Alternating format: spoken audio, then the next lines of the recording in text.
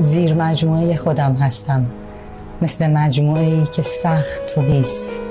در سرم فکر کاشتن دارم، گرچه باغ من از درخت تهیست. عشق آهوی تیزپا شد و من ببر بی حرکت پتوهایم. خشمگین نیستم که تا امروز نرسیدم به آرزوهایم.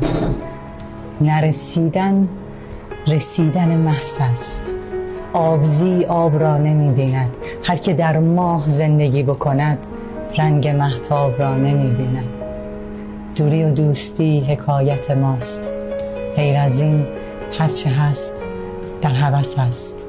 پای احساس در میان باشد، انتخاب پرنده ها قفس است. وسعت کوچک رهایی را از نگاه اسیر باید دید. کوه در رشته کوه بسیار است، کوه را در کویر باید دید. گرچه باغ من از درخت تهیست، در سرم فکر کاشتن دارم. عشق را، شعر را، مکاشفه را، همه را از نداشتن دارم. گفتش که تمام آدم هایی که ورود میکنن به زندگیمون قرار هست یک رنجی رو به ما بدن و این تویی که انتخاب میکنی کی میارزه که به خاطرش رنج بکشی.